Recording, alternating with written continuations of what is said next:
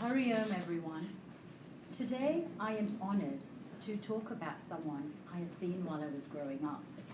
I had not known him so well back then as I had known his family members, as he was always a very shy and introverted person. Had I not known that this is the same person who was so wise and had gone to meet Gurudev Swami Chinmayananda and joined his ashram. When he came back to Hong Kong after becoming a brahmachari, he started with youth classes, which started off at my place in late 80s as the ashram was under renovation. Wow, the knowledge he shared was impeccable. He was so humorous, witty, yet intelligent that words cannot even describe. He was very good with children, youth, and adults. He gave to Hong Kong and shared the gift of spirituality. In those days, he gave us the essence of spirituality. He gave back so much to Hong Kong, despite his traveling immensely around the globe to share the knowledge with everyone. Today, I am honored to welcome him back to his hometown, where it all started, as he comes back as the head of the mission. I am so pleased to introduce to all of you Swami Swaroopananda. Can I please invite Namrata to garland Swamiji and to welcome him back home?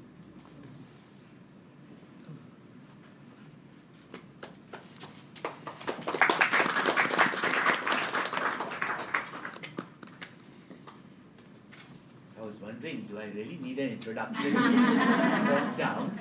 She did it so well that I'm quite happy that she did it. May I request all of you to turn your phones off? Thank you. Your phones off. Thank you.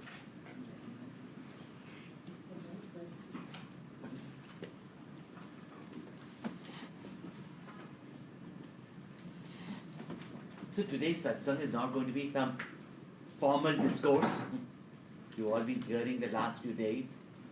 And just a few reminder points more than anything else. Every time, in every stage of our life, change happens. And change is unavoidable.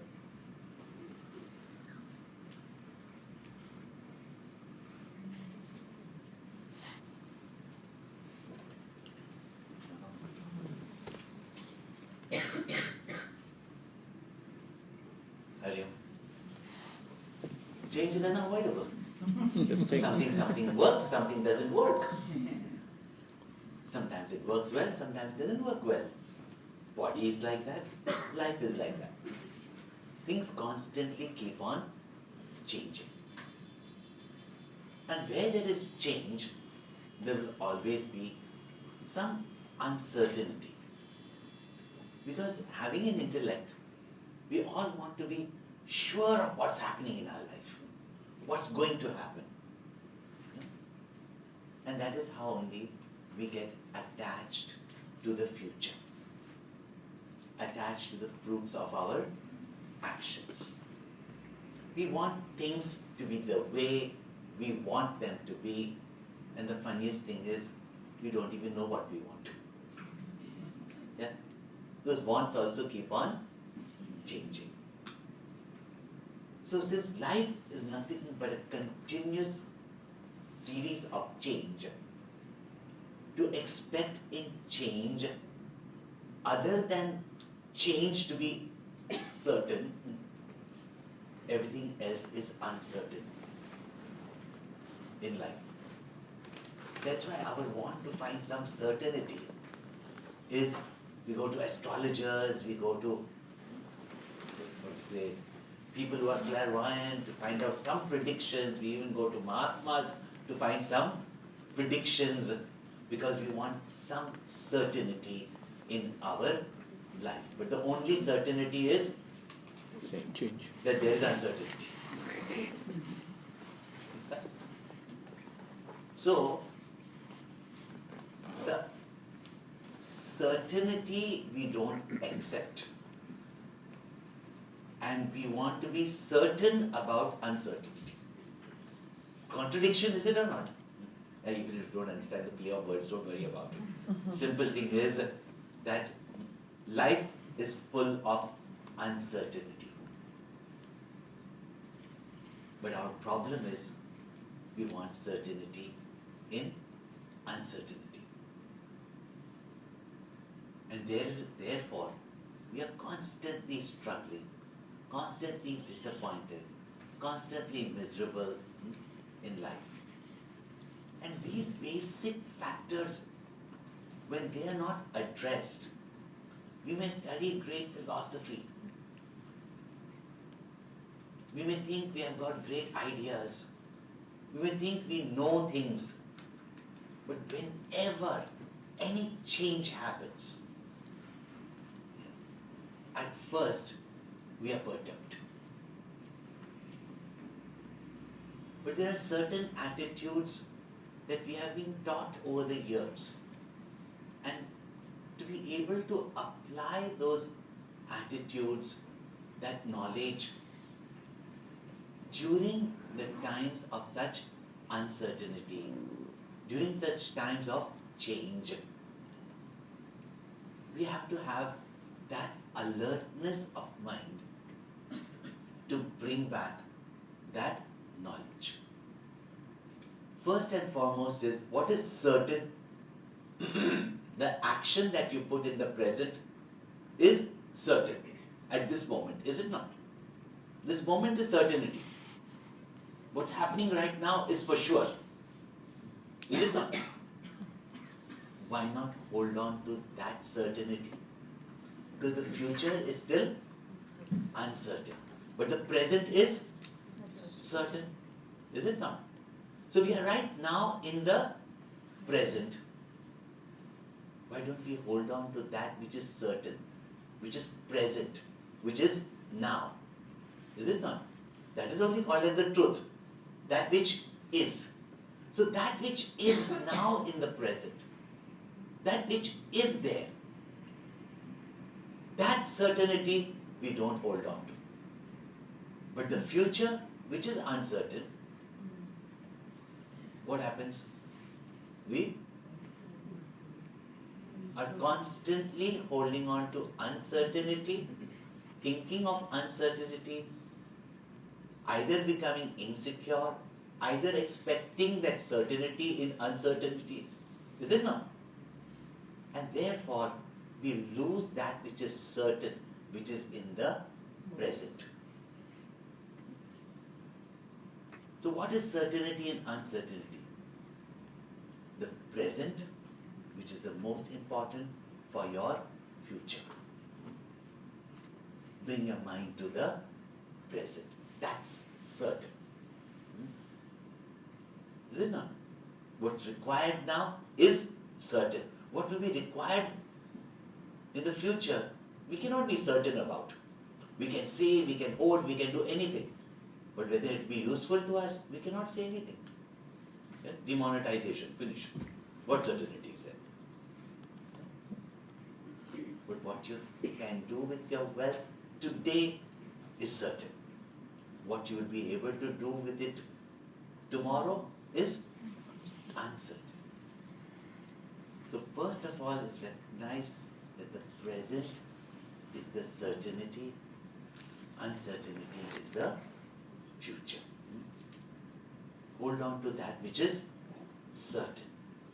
In midst of these periods of time, present is certain, past is dead and gone, future is still uncertain.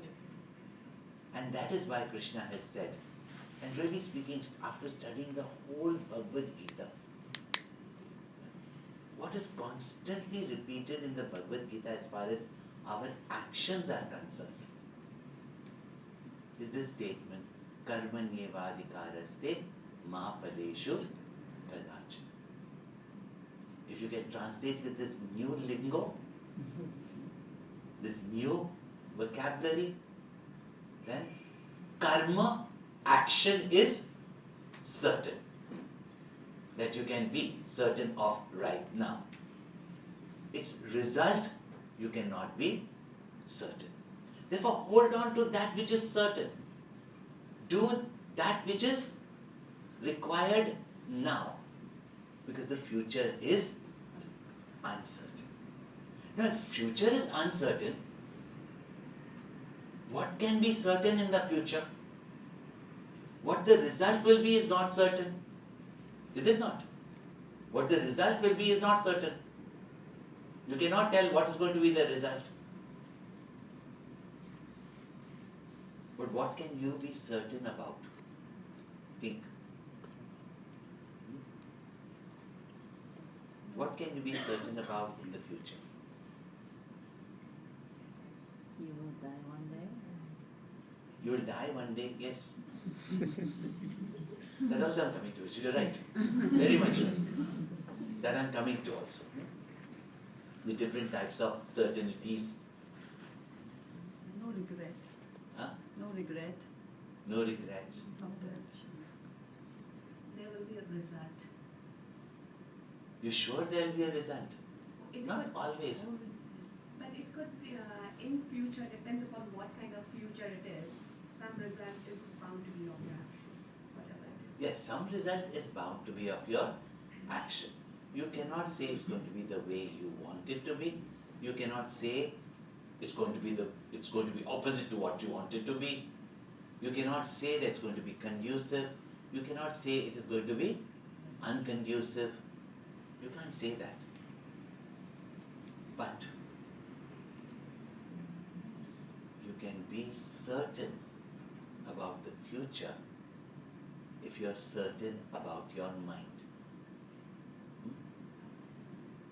That if we learn and know one thing, whatever is the result, favorable or unfavorable, we actually have got no choice.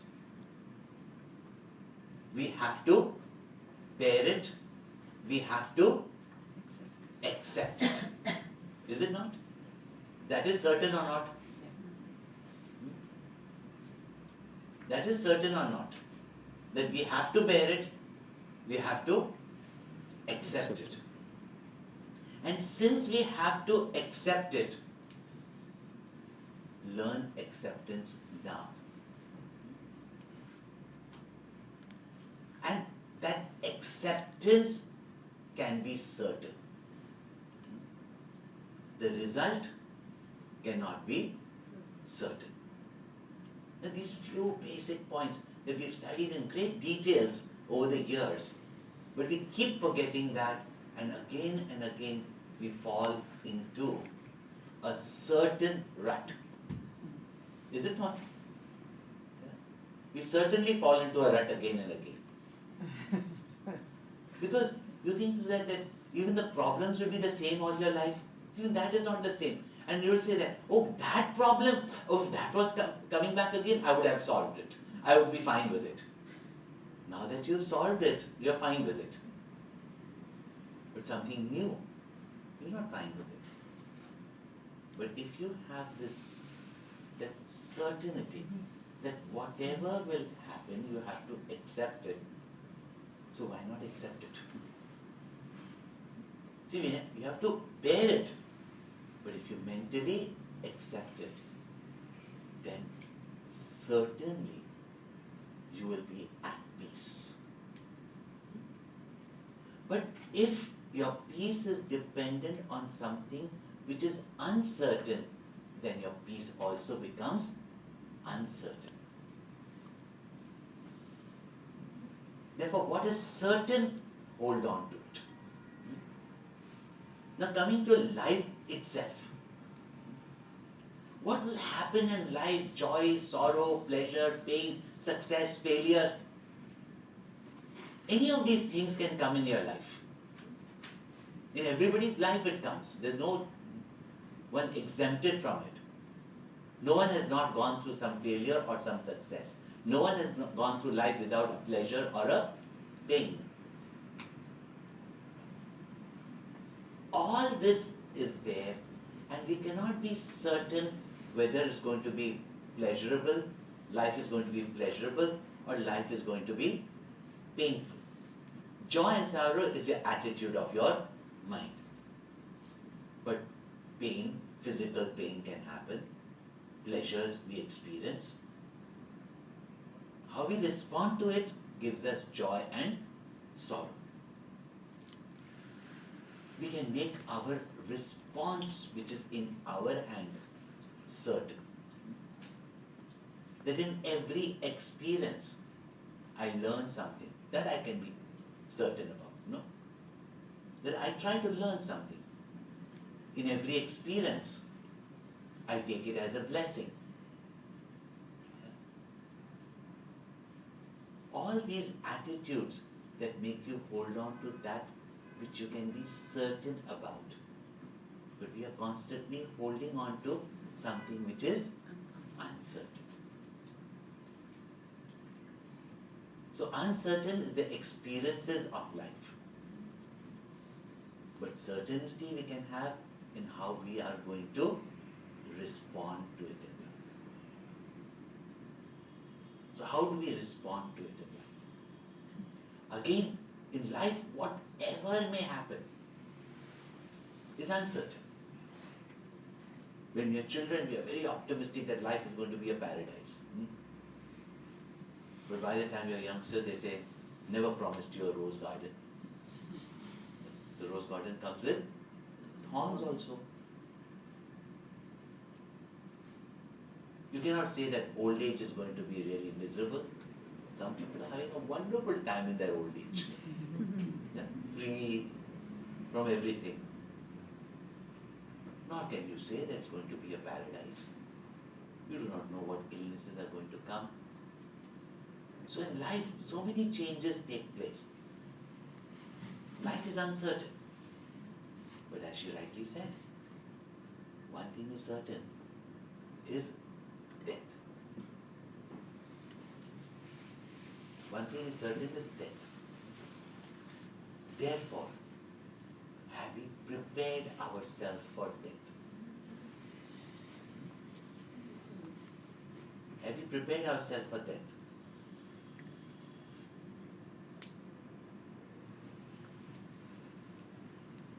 Guru Tegh Bahadur Sahib has made a very famous statement. I do repeat it very often. It's a very fascinating statement. He says, "Chinta taki kijiye jo anhoni hoy." Worry about uncertainty. Don't worry about that which is certain. See, we worry also what? Will I pass? Will I not pass? Right? We worry about that, is it not? Right? Now, if you have not studied and you're going to fail, what is there to worry about?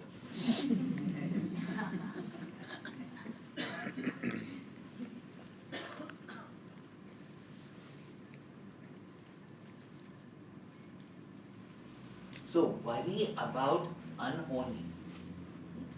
That's not going to happen. Why worry about death? If death is certain, why are we so worried about it? It is life that is uncertain. And in such a life, we must be prepared for that which is certain, and that is death. So if you look at it, how we have to find certainty in uncertainty, then only you can outthink uncertainty. Because life is full of uncertainty. But if you hold on to that which is certain and then face uncertainty, just like if you hold on to something which is changeless, which is stable, then you won't be carried away with the flow of the currents of the river if you're holding on to the banks which are steady. Is it not? Therefore, in life, always find out what is steady. What is steady in your relationship? Your relationships are never going to be the same. You know, your teenage love, your first years of marriage, then midlife crisis, things change. Relationship also change. But what should be permanent in that relationship? In every relationship, what keeps it permanent? Love, is it not? And because of love, don't you go through all the changes, all the uncertainty in life?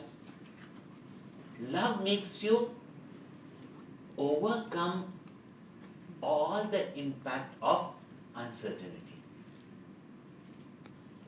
Therefore, hold on to love. Expressions of love will change over a period of time. Expressions will change. Relationship, how they express themselves, will change. Can you imagine? You find an old couple holding each other, standing on the streets, singing a song, Bollywood style. It might be fascinating in movies, but when you look at them and say, they don't need to do that. Relationship changes. But love makes you overcome all the uncertainties that can happen in a relationship. Because you do not know how relationships go after some period of time. Friendship changes, even husband-wife relationship changes. Sometimes in those relationships also some difficulties, some challenges come about. But we overcome those changes when there is love. So how do you outthink uncertainty?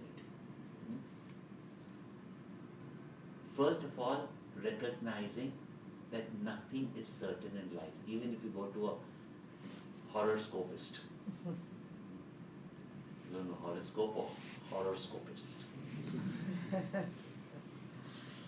And they predict for you, and then some things come true also. Then you think that that's permanent. And then some things afterwards, nothing comes to be true.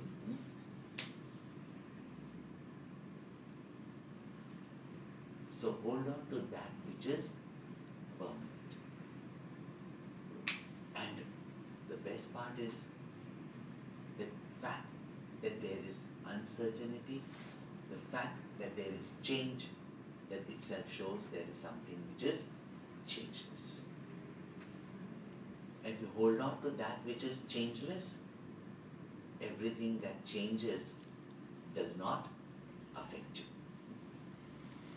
The Shankaracharya says, as Guru Tegh Bahadur Sahib says, Bhaja Govindam, Bhaja Govindam, Govindam Bhaja Mudhamati. That hold on to, seek, love, adore, worship, meditate. But most important is, with love, hold on to that which is permanent. Then, whatever happens in life is uncertain. But you can go through that uncertainty. Shankaracharya in Bhaja Govindam points out one thing, that if in life we have the knowledge that everything in life that we experience is uncertain only,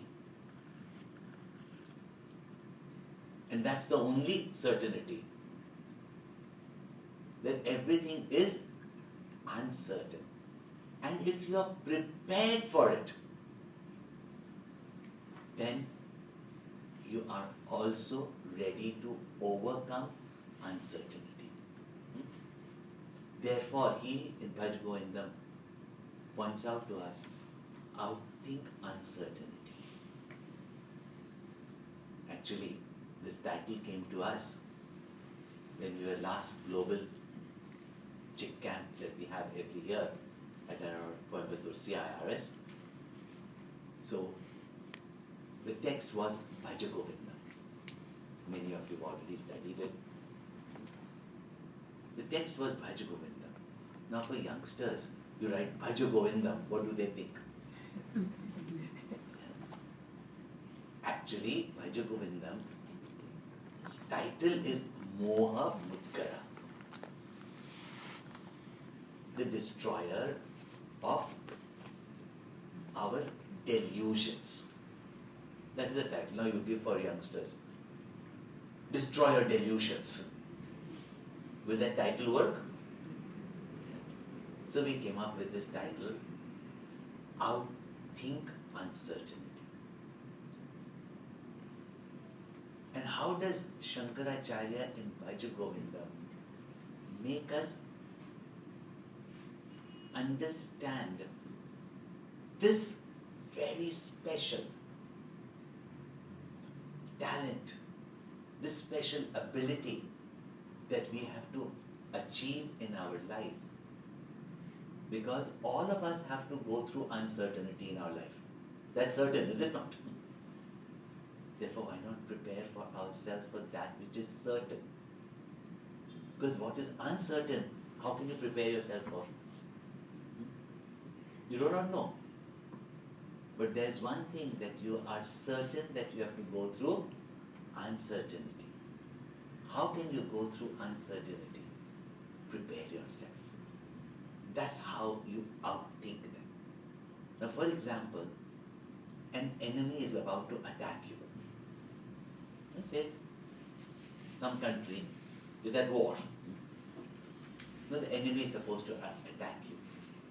Are you going to wait for it to attack you? Tell me. And then try to solve the problem? No. Are you going to sit and worry about it? No. You're going to prepare yourself, is it not? When there is a possibility that your neighboring country is going to attack you, you know the possibility, you prepare yourself, because if the unwanted happens, if there is uncertainty about it, you prepare yourself or not? And if you are prepared for it, then you can outthink that uncertainty, is it not? That preparation is called as outthinking uncertainty. And Shankaracharya and Bhaja Govindam points out very beautifully. How do you outthink this uncertainty? Bhaja Govindam. Bhaja Govindam. Govindam, Bhaja Govindam. Govind in life is certain. Means the truth, God, reality. That is certain. It is unchanging. Therefore it is called as Sat. By saying Bhaja Govindam, in your actions, prepare yourself for that. Your love makes you hold on to what you love. We are holding on to those things or beings which are themselves uncertain. Hold on to that which is permanent. Hold on to it, that which is certain. Even I'm telling you, put in very simple words. So just say in simple words. When Gurudev signed my Narada Bhakti Sutra, he wrote something very beautifully. He said, love him and him alone. Love that and that alone. For only he can give love for love. That somebody will give us love is very uncertain. Is it not? It's according to their whims and fancies, what they expect from us, etc. But that I will continue to love is in my hand. That's certain, is it not? So that the experience of love, the joy of love, there is no insecurity and uncertainty in it. Only if you have the knowledge that to give love, I am free. To receive love, I am not free. For my love to be permanent, I must love. Because the joy of love is when love comes to my heart, is it not? If love is that which gives me joy, then why am I waiting to love someone only when they love us in return? That's uncertain. But I can love in spite of. Is it not? And if you decided to love in spite of, then if people love or don't love, does it matter? So Shankaracharya says, prepare yourself. Prepare yourself with knowledge. With knowledge, prepare yourself by having the right attitude. Prepare yourself by holding on to that which is permanent. And if you've held on to these, this gives you certainty. If you hold on to this, then any uncertainty comes in your life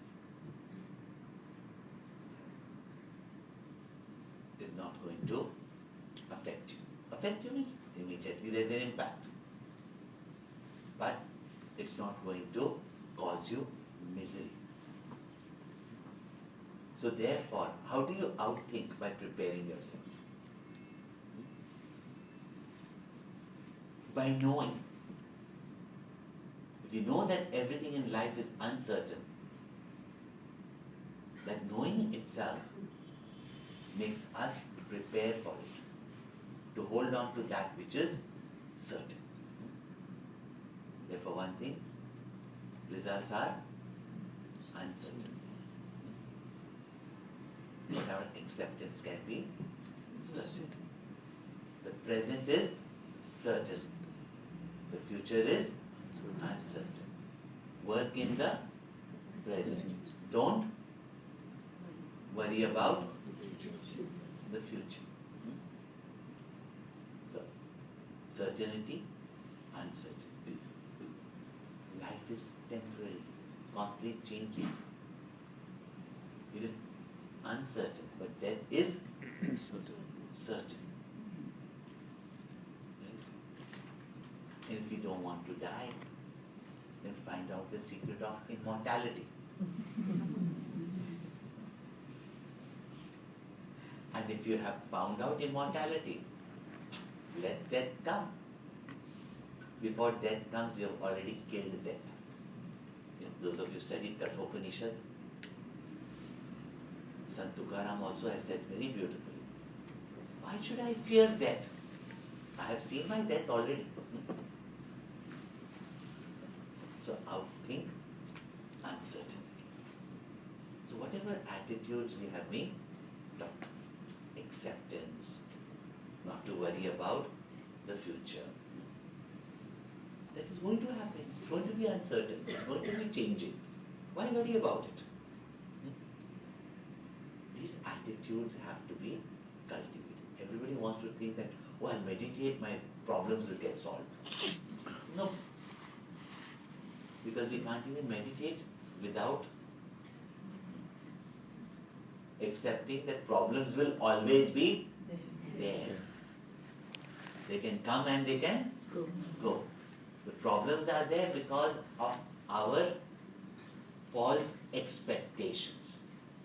If you remove these false expectations, we are prepared for whatever comes in our life. And if you are prepared, even before they attack, you have attacked them. You have destroyed them. You have protected yourself. No? So this is the methodology of our great rishis, to prepare us to meet this uncertainty so that you can overcome it. And the highest, of course, everything is in your mind. But remember, you jump out of your mind. Mind with its thinking only creates all uncertainty, change, problems, etc. You jump out of the mind. So you are the witness of even the mind. And before the mind disturbs you, Because even mind, as much as you say accept and all that, but this mind also is very uncertain itself. And that's what our final question, whether the mind itself is uncertain. That tomorrow it will accept or not, I don't know. But today at least accept. But tomorrow what will happen with this mind also, we don't know. So the best thing is, outthink the mind. Find out, by thinking with the mind, that you're not the mind. And before the mind can play its tricks, you've already outthought the mind. That I am not the mind. And if I'm not the mind, now if the mind also starts playing its mischief, you never know. Some people might get Alzheimer's, somebody gets, what happens, who knows how. Brain damage, too much of phone usage. What happens when? You don't know. You're the mind, you don't know. Therefore, with the mind, outthink the mind. And what is that? Know that you're not the mind. And if you know that you're not the mind, never mind the mind. And if you never mind the mind, you never mind the world. You never mind the world. The mind is mindful. If the mind is mindful, you can outthink uncertainty. And when you can outthink uncertainty, your mind is peaceful. Such a peaceful mind, you can jump off the mind and know that you are not the mind. Right? So, outthink uncertainty, what? Outthink the mind, which itself is uncertain. So all these attitudes that we learn about, as Bhajagovinda and whatnot, relationship will come and go. Wealth will come and go. Health will also come and go and come back also. But what is certain in all this is the self, is me. Don't make yourself miserable. That's important. So before anything can happen, you've already made it happen for yourself. This limited sharing. Summarize everything. Now, today you've got an opportunity to ask questions on this subject or any other doubt that you want to remove.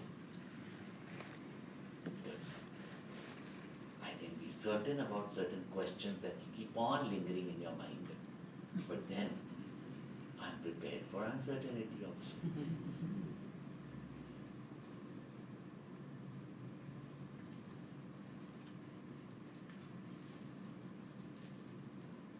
No questions? So Swamiji, if there is a seeker and the young youth of today are asking questions, what book would you recommend that they study first with a guru? And the Swami is here. The question is about what is right, what is wrong. When you talk about knowledge and attitude, then there must be some book first that they can hook onto. See, Gurudev has given a complete scheme of studies. Each one first comes with their own questions. So whenever they come with their questions, first and foremost is, if their questions are answered, if their questions are sincere, they're defined questions also, but if their questions are answered, their interest will always take place. Sometimes they want only that much answer. Sometimes the question is one thing, but what they're asking is something different only, no? I mentioned to you about that, how people used to ask me, why did God create the world? Or, is there God? Both these questions really, people are not looking out for an answer. So I used to answer in so many different ways these questions. From the deepest of all scriptures, from Mandukya Karika to onwards, I used to explain. But I found that people were not satisfied. So once I went up to Gurudev and I told Gurudev, I said, Gurudev, by your grace, any question they ask, I answer, and so far they have been quite satisfied with it. But there's one question, I know I've answered it to the best of my capacity, based on the knowledge of the scriptures, applying it the way you have taught us to apply it, with examples, etc. But they don't seem to be satisfied. So I said, Buddhu, next time somebody tells you why did God create the world, ask them what is your problem. Because when everything is going fine, there is no God also. Where's the question of why God created the world? When they are having their problems, no, then they will tell, why is God creating so much problems for the people? They're not interested in the people. Okay, God messed up, you go and do something. So again, very often people's questions are one thing, but what they are looking out for something different. A good teacher generally understands that and brings about an answer that could inspire that person. Once the person is inspired and knows that there is a means of knowledge available where I can find solutions to my confusions. And if there's a sincere questioning, there will also be a sincere seeking. I mean, Gurudev taught us that we have to inspire people into seeking. But they have to be available to be inspired also, no? We go to their doorstep also, bang at their door also, get into their house also, but they must be available in the room, no? Yeah. So, we have to inspire. Then coming to the textbooks, there are many textbooks depending on their approach. Some people are just wanting to know what is right and wrong. But how to determine what is right and wrong is what our scriptures have pointed out. Because really speaking, right and wrong is very relative.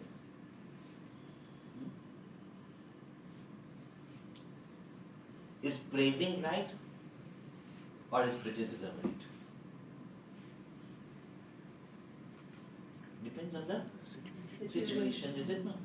When somebody is doing something harmful and you criticize means you point out the mistake, you call it that as criticism, right? Is it right or is it wrong? And somebody is wrong but you still praise that person, is it right or is it wrong?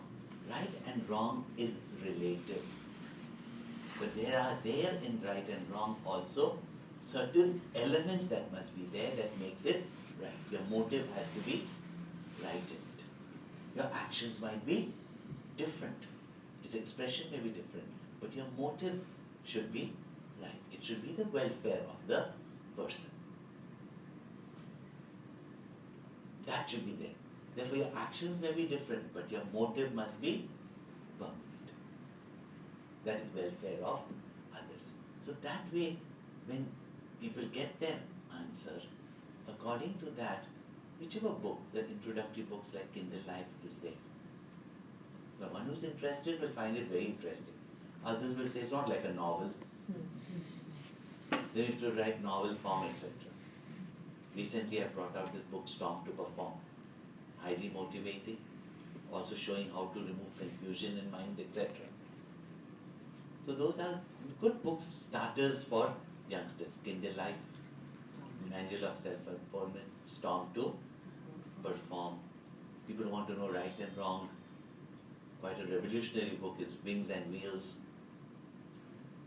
These are nice books to introduce people to. At the same time, when people do have got certain queries, find out which books, and you know that Chinmaya Mission has got a whole variety for all ages also. Try to find out the right book as best as you can. Present it to them, give it to them. If they're going through their love issues, and that's why they're asking all these questions, give them I love you letters. No, so we do have a very beautiful, luckily in our mission, we have got a very big range of subjects to start with. The truth indicated is the sin. But there are many books like that. So find out one of those books and give it to them. People are confused about what's happening in religion, why this ritual, why this custom, etc. That youngsters ask these questions. Then why do we? We've got a beautiful book. Why do we? More in details if people want to study, then Guruji's Hindu culture is there. Gurudev's symbolism in Hinduism is there. So there are, depends on their question. There's such lovely literature available here only. You know, what they call one-stop shopping. Some people don't read, so we've got audio, visuals. So you can do that. But the thing is, really speaking, keep such literature in the house. That's how I read it. As youngsters, all youngsters are the same. We all were the same, we were the same. Also Gurudev used to come, but people used to go and just hang around there. But somewhere the other, that inspiration that you take to your family. At first they'll say, "Mommy, don't tell us all this." Husband will say something. If husband is coming, wife will say something. It happens. You just leave literature in the house. Don't force them to read. When they are young and when you're forcing them to go to school, you can force them also to come to Bal Vihar. Why there you can't force? There should be no excuse. That's how we keep the literature. So present the literature to people. Why are we giving all those, absolutely shapeless idols from China of gods, doing all these engagements and all that nobody wants to keep, and they don't even know what to do with it. Can't throw it, can't keep it. Even if you want to keep it, where to keep it? You can't make your altar into museum of gods. See, unnecessarily, because you have to give something. The most precious gift you can give to people is knowledge. Whether you subscribe for them the Bal Vihar magazine, whether you subscribe the Tapovan Prasad and give it to them, whether you subscribe the Chinmaya Ghosh for youngsters, give them one of our lesson courses. They may not do it at first, but now that they've got a gift, at least they'll open the package. But people also give us hundreds of books. It's not that we read it. But it's lying there. We don't throw it away. And suddenly a subject matter comes, you go and refer it. Try to give these gifts to them. If they're asking certain questions, okay, Swamini is there, you can come and ask. And that many people have come. Keep doing that.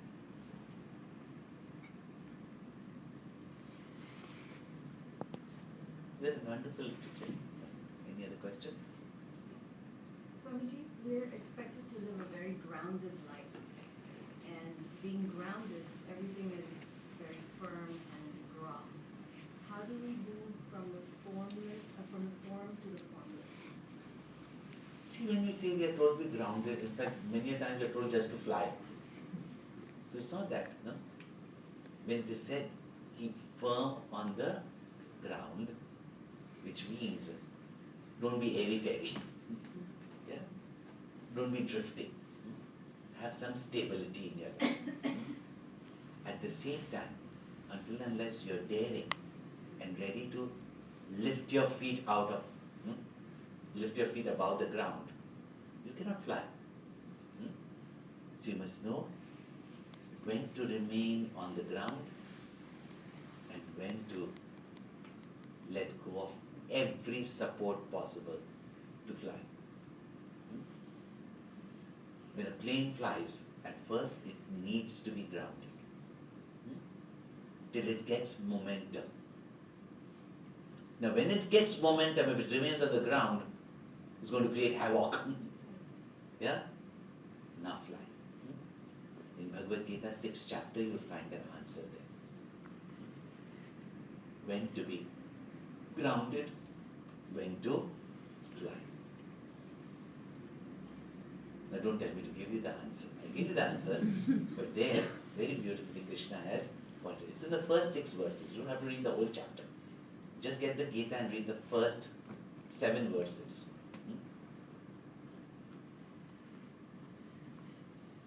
Any other question?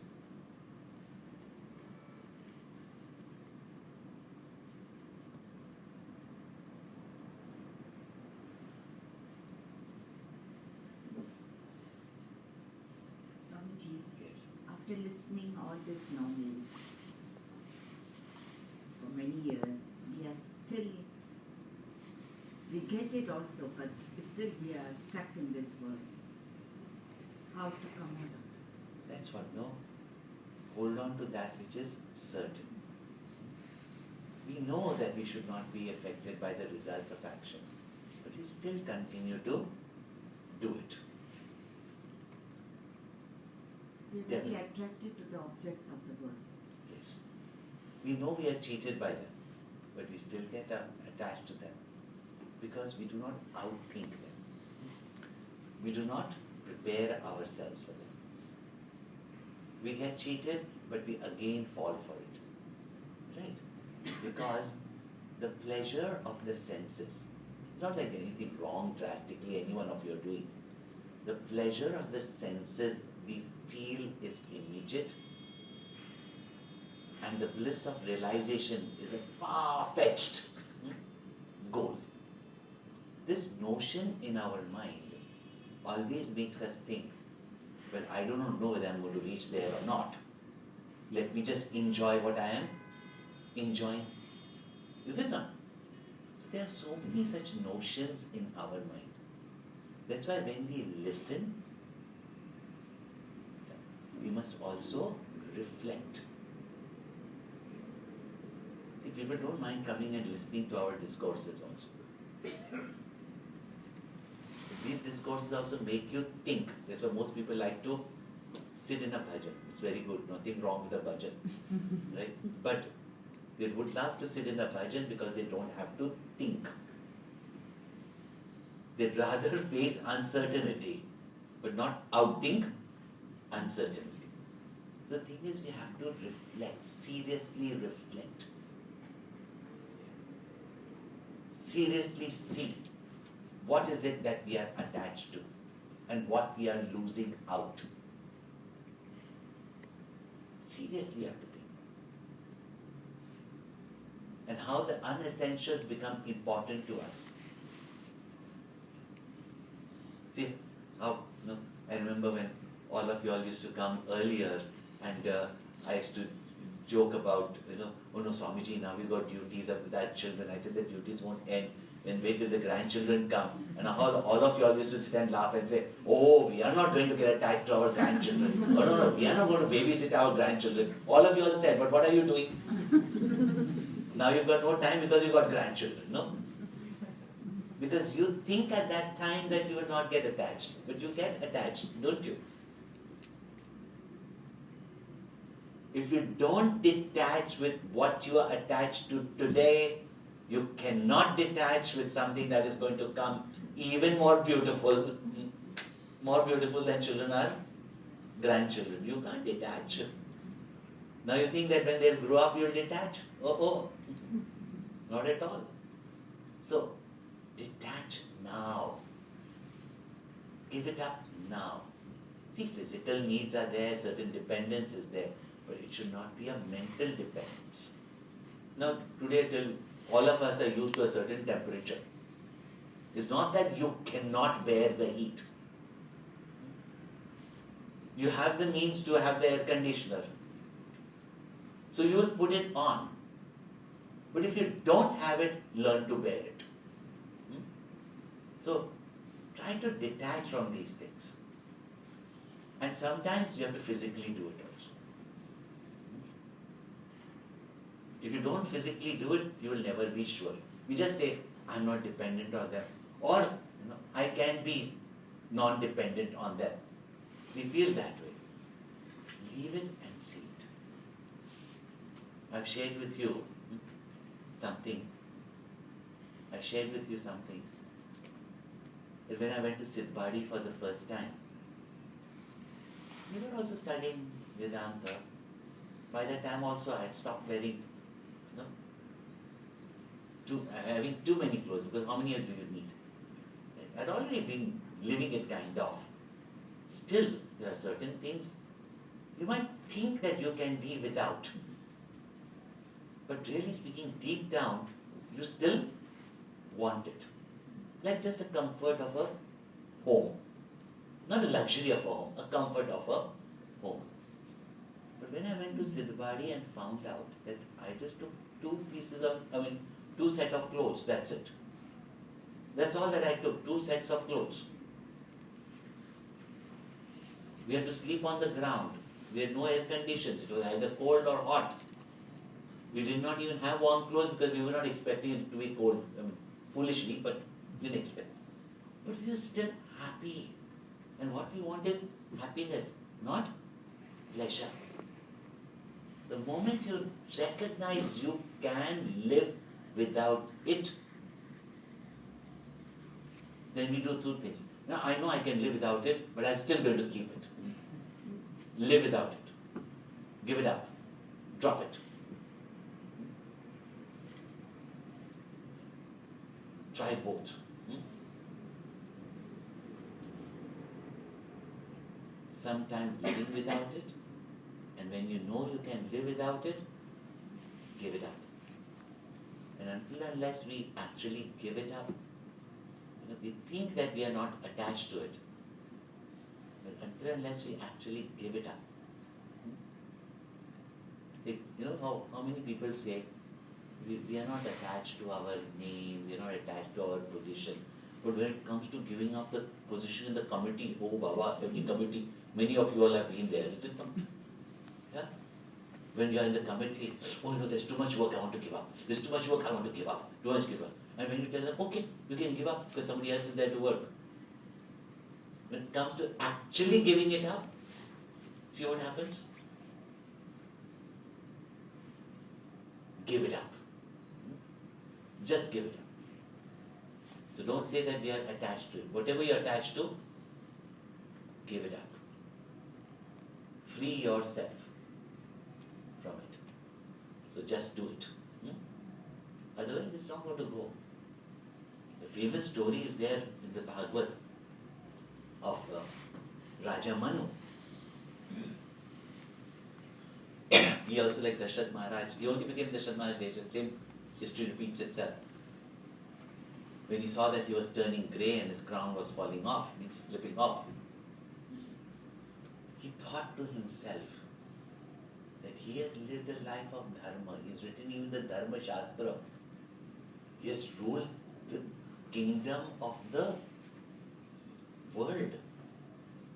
He's done everything, had even good progeny, everything, children, etc. But he understood. He said this Vishaya Rag is not going to go like that. He said, he examined himself. He said that I have done everything even for society. But still I know my mind that I am dependent. So he goes up to his wife and says, that remaining in this kingdom, I have done my best.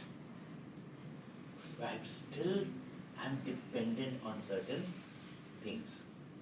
So I'm thinking of going to the forest. Shita looks at an old man, I've been waiting a long time. So, now don't sit back and say it's not leaving. Nothing is holding on to us. We are only holding on to them. Just leave it. Just drop it and see that you can survive. First few days you get withdrawals and grips, like any addiction. You give up a particular, say that when you give up even certain groups that you all go to, famous, our ashram group used to be the evergreen group. Yeah. And there's a time you want to enjoy and everything, a time after say, now I have enough of it, but you still don't want to leave it. Leave it at that time. No? Just do it. Just leave it and see it. Don't ever think that nothing is leaving you. It is we who are not leaving it. You don't say that children are not leaving you. Children are waiting for you to go. No, not from life, I mean. Yeah. They only want convenient parents. When they need them, call them. Otherwise, go. It is we who hold on to them. That's why we are miserable. I said, just let go. Drop it. Live the barest minimum. That's what we should do. It is just as good. And we can't give up external things, no? To give up internal things are very difficult. That's why you will find it's very traumatic for people, even if they are holding certain things. No, like, yeah, I mean, all of us have got the habit of some people hold lots of socks. I don't know why they do that. Some people lot of shoes. Well, ladies, I think a lot of shoes you are like collecting, and you won't even wear it, but it will be there. I'm telling you, try to give it away. You'll find 101 excuses. No, but maybe I can wear that. One dress is there, I'm going to wear it. You'll find the excuses.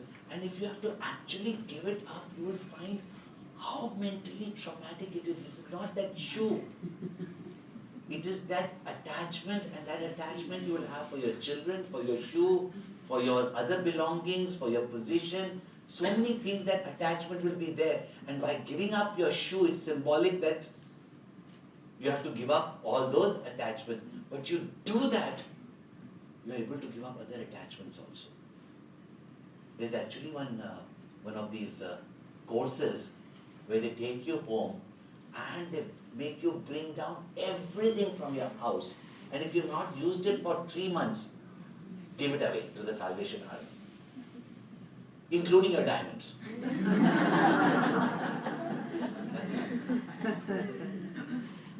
Make good use of it, just get it out. But what's the time keeping them in Swiss banks? I mean, people are, okay, it's not a particular place, but I know in Lagos, it's insecurity is there so much, etc. You can't help it. So all their jewels are lying in Swiss banks. They don't even wear it. And now the daughter-in-laws you give them, they say, where are you going to wear all this thing?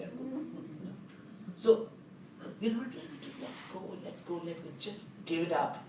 That's it. That's what I'm saying now. Over the years, it's not that we don't know, it's not that we have not progressed, it's not that, but we still hold on. Be courageous like Draupadi, put both your hands up and see if the world can strip you apart. Dare the world to strip you. Nobody can. Put both your hands up. Hold on to nothing. Jai Jai Radhe, what they do. Keep your hands up, put your both hands up. Empty.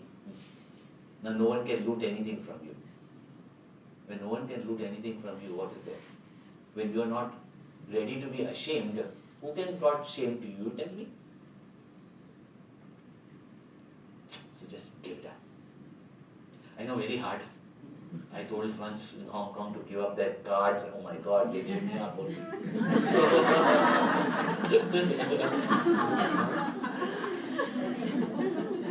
That Anju made me do that. On Hong Kong side. The whole Hong Kong side group only stopped coming here. So giving up is very difficult, but I tell you it's the best thing to do. Those who gave up, look at them, where are they today? No? They did so much satsang and all that. But just give it up. Okay, one last more question and then we'll conclude. Yes, last one. Swami, you said when we are born, the one thing that is certain is that we are going to die. And then we need to be prepared to die eventually.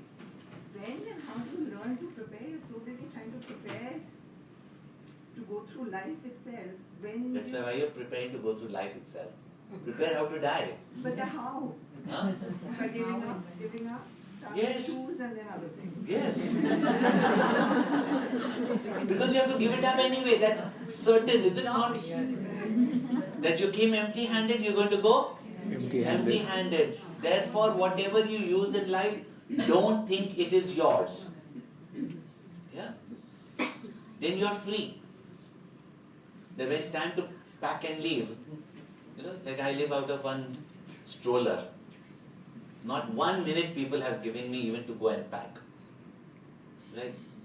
But because my belongings are so little, it's 2 pairs of clothes I have to put in my bag.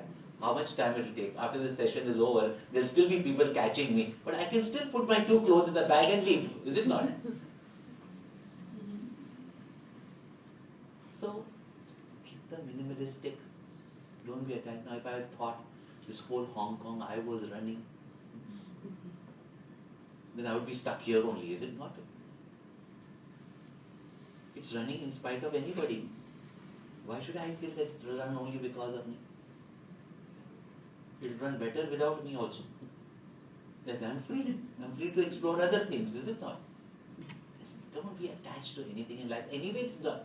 Nothing is attached to us. We just get attached to them. Let go. If you're not worried about it, you can be daring. If you're worried about it, you'll be weak and you'll be miserable. So if it comes, great. If it goes, great. That's how you outthink uncertainty. You don't know whether it will remain. You don't know whether it will go. But if you are not attached to it, you are free. Okay? Should we conclude?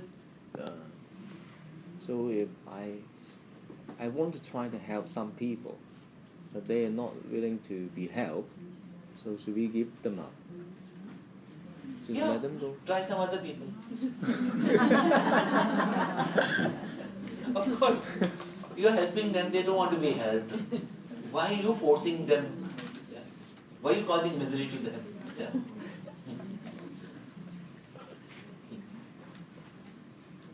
Anyway, it's not an action that you have to give up. It's always our mental obsession, attachment to that. So the action should keep hold it. Yeah.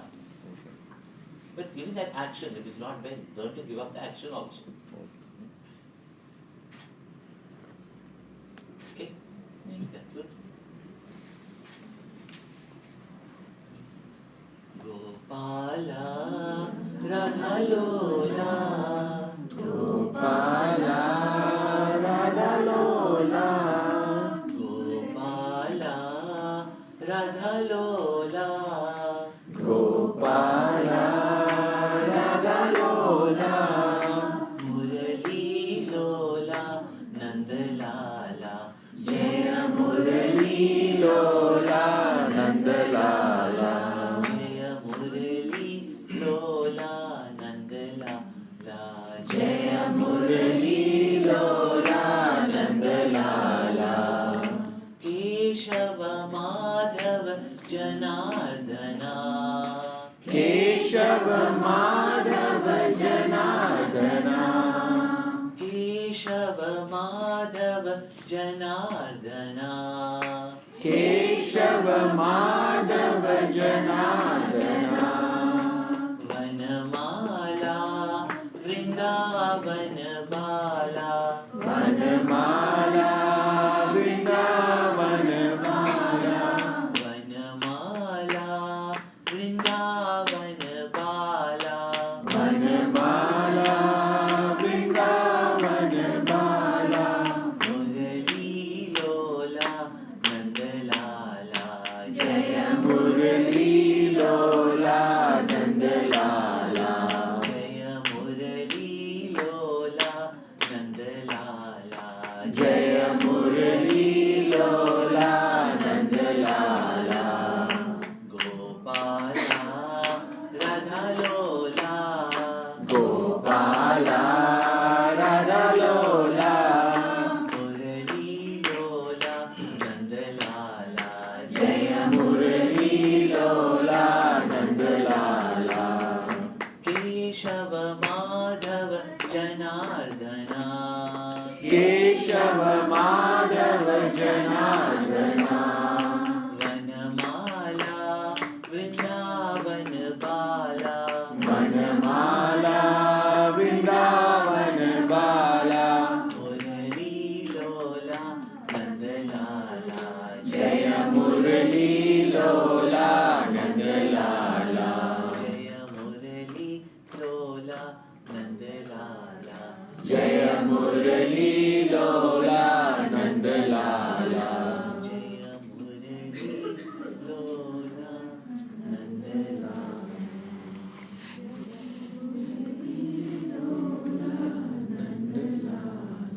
बोलिए श्री कृष्ण कन्हैया लाल की Jai. This year is Gurudev's 25th Mahasamadhi year. Couldn't even imagine that he was here inaugurating this beautiful place. It's already 25 years since his Mahasamadhi. So it's a very, very special remembrance here. August 3rd, of course, we will have in the ashram our Aradhana of Puja Gurudev. But Guruji and I together thought that how best can we honor this year, this day? Let's honor Gurudev. That whoever he did Aradhana of, first and foremost, he did Aradhana of his Guru Swami Swaroopananda Maharaj. It was his Aradhana. He adored his Guru, worshipped his Guru, didn't allow anyone to just meditate on him. He used to meditate on my Guru. That was his greatness. The Punji Maharaj, such a great teacher of Vedanta, for him, realization was something which was very natural. And the way he taught also, that you will also recognize it's not such a struggle, it's not something so difficult. In fact, it is so natural, it's you. Therefore, in this year, if you can read at least one book of Tapoji Maharaj, there are two, and there's a new book also which has come out, which is easy reading, it's not even difficult reading. One is Wandering in the Himalayas. It is a strip in the Himalayas. Other is his autobiography, that's Ishvara Darshan. Read one of these books if you can. So go and get it today only. Read it. So Ishvara Darshan. Second is that Gurudev dedicated his entire life to the propagation of the Gita. Let's see how the Gita and the interest of Gita can reach out in people's homes. We declared, Guruji had declared that Bhagavad Gita can be distributed freely, so that everybody takes, and whoever wants to donate whatever amount for it can donate, and go, don't want to donate also, don't donate. Want to sponsor more, sponsor. So let Gita be freely distributed in people's home. So you can get it with your donation, give it to people. See that maximum homes at least have a Gita in their house, or at least coming and attending the Gita sessions. So Gita books are also available. Pick it up. If you don't have it at home, you want to offer something for it, offer. You don't want to offer anything for it, don't offer. Take a Gita home. I don't know how many books are lying in stock. You want to sponsor this free Gita project, come forward, sponsor it. Then in whichever way the Gita, of course, printed, it costs. So we have to buy it from CCMT. But each center, in whichever way, we can distribute freely. You pick up freely, you want to give something, you give so that others can get it. So see that there is a Gita in every home. Third is that we are having the 50th year of our Jagdishwara temple. In fact, the picture that you have of Lord Shiva, I think in that room, similar to that picture is what Gurudev used to meditate as a child, and he was able to bring it out in that deity in our Powai temple. Most magnificent. Mona Lisa, David, all will be put to shame. It's a temple you must visit when you go to Bombay. And that Jagdishwara is just divine. And the presence that you feel, the meditation that you feel in that temple is just wonderful. Its 50th year also is in this year only, incidentally. So we're having the Kumbhabhishek, Sahasra Abhishek. Those brochures are also available for those of you that want to come on 10th of November, or you're coming and visiting Bombay. Come for that Abhishek, or in the name of your family members, etc. You can, or in your family name, you can offer that Kalasha, which will be offered to Jagdishwara, the temple there. So these are functions, and both Guruji and I will be conducting on Mahasamadhi time Guruji will be conducting in Siddhabadi. I will be conducting in the very place that Gurudev surrendered his body, that is at San Diego. Any of these camps you can attend. And at Taponji Maharaj, Guruji is taking a camp in March. I will be taking a camp in October at his abode only, and that is at Uttarkashi.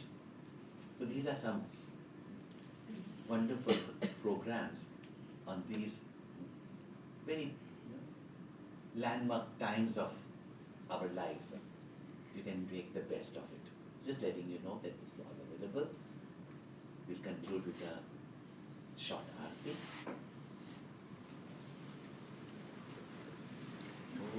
Purnamada Purnamidam Purnat Purnamudachyate Purnasya Purnamadaya Purnameva Vashishyate. Om Shanti Shanti Shanti. Hari Om Shri Gurubhyo Namaha.